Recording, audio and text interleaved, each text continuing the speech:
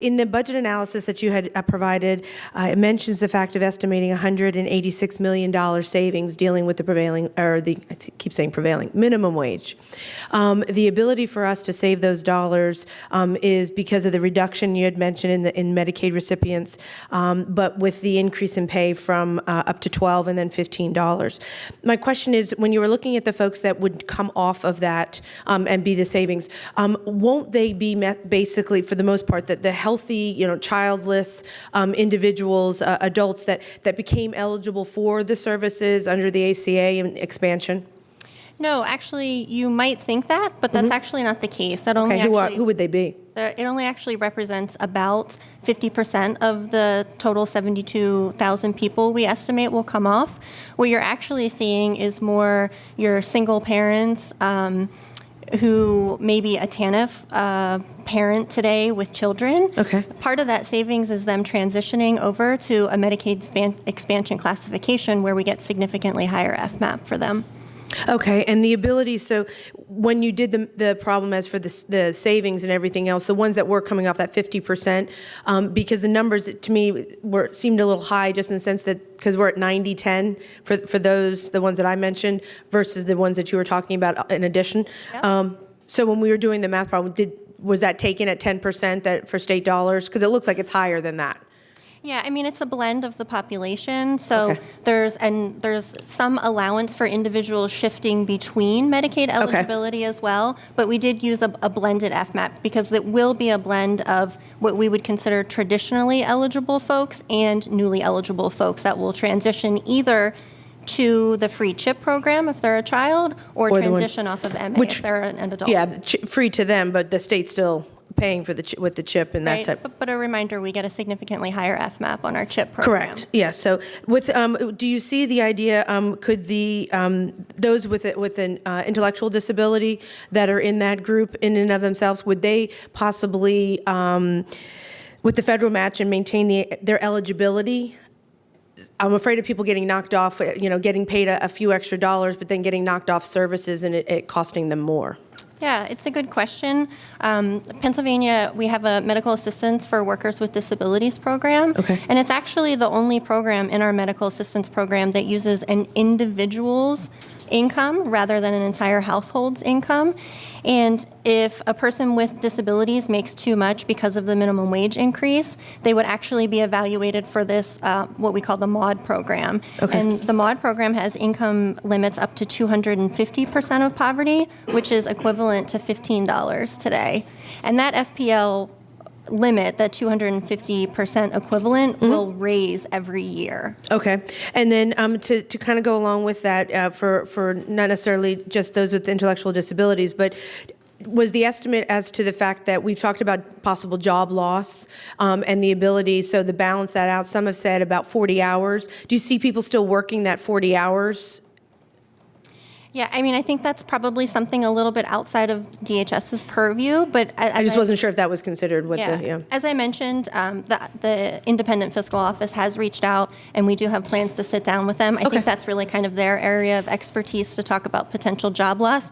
I think last time they estimated the proposal, it was about 30,000 estimated, but I know the market is a little bit different maybe. And my concern with that is when the ACA went in and the threshold was put at 30 hours for benefits, I had a number of people come to me and say that they're folks, one particular family that have two people with an ID, and they were out and they were working at Weiss, and they were working over the 30 hours, and then they got cut to 25 because they didn't want them over the 30 hours. So that was my fear with that threshold as to ongoing.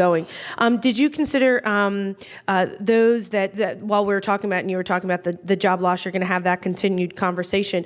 My concern, and that I would put out there with the system as a whole, is, and this is something that has come into my office a number of times, is the punitiveness of our system. Many times people who have receive child care, receive services, and then they receive a possible promotion, or in the sense of an increase with minimum wage, they receive this promotion, and I've had these calls where people are like, I can't take this promotion because it will knock me out of daycare and I cannot lose those services.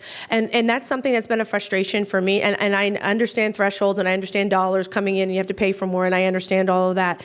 But my thought process is the fact of how many times can we look at a system and say if they're going to earn $3 more, they just received just $3 less in that type of services. So to have it be a gradual thing rather than all or nothing. And that's just been something with my constituents that have been frustrated because they can't just go from they can't take the promotion with losing childcare, and they don't have that support to be able to do that. And we want them to have good jobs and take that promotion and move up the ladder, and we're kind of penalizing them for not doing that. So I see that happening with some of the minimum wage situation as well, that cutoff, as well as the ability to keep them wanting more in their job.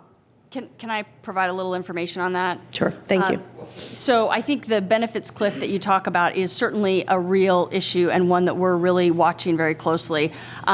Most benefits do have a gradual phase out as income increases, but I think you note childcare is one of those places where that's not the case. Right. The good news is that the cliff doesn't kick in until 235% of the federal poverty level, which equates to about $50,000 for a family of 3.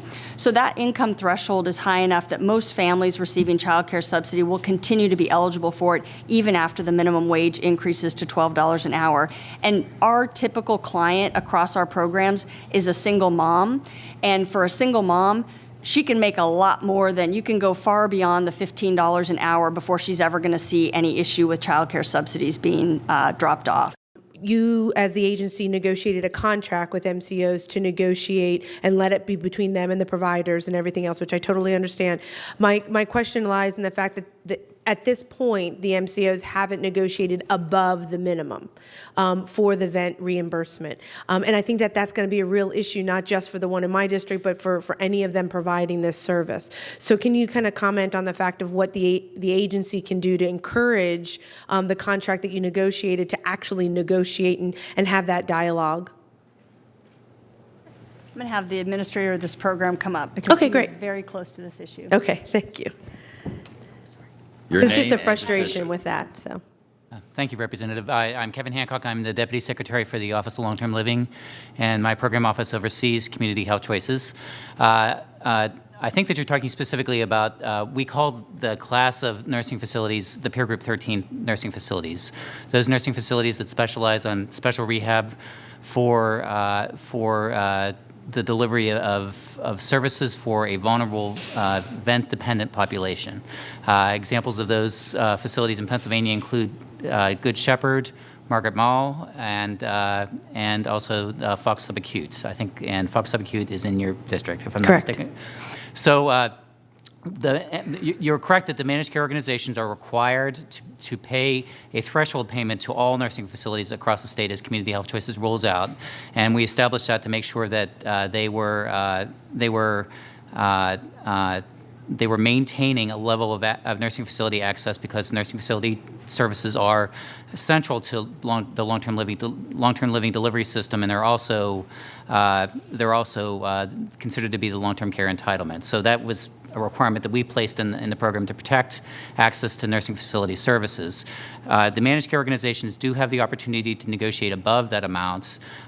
Ways that we're encouraging the managed care organizations and community health choices to negotiate above that amount are to create, and this is something that will be part of the 2020 contract process for community health choices.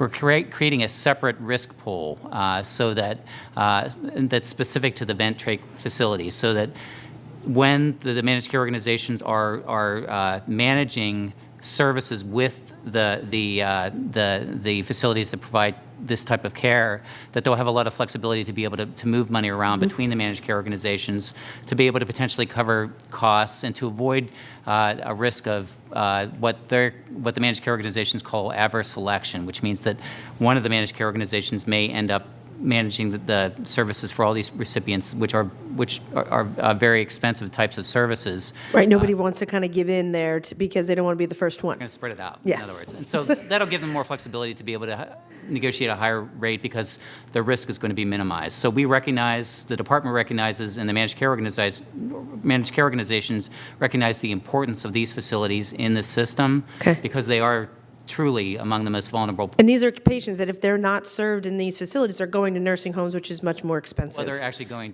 Well, they're coming back on, they'll come back on our rolls. literally, the they'll sense they'll of, go back yes. to hospitals to Yes. receive their services, which is much, much more expensive. Right. So we're spreading the risk, and we're giving the managed care organizations a lot more flexibility to be able to negotiate rates with those special kinds of nursing facilities because it truly is a high-risk population. And having that flexibility is good, but having them do it is the important part in the sense that making that negotiation. I mean, it's great to have the flexibility to do it, but if they choose not to, those that are receiving the reimbursement really are stuck.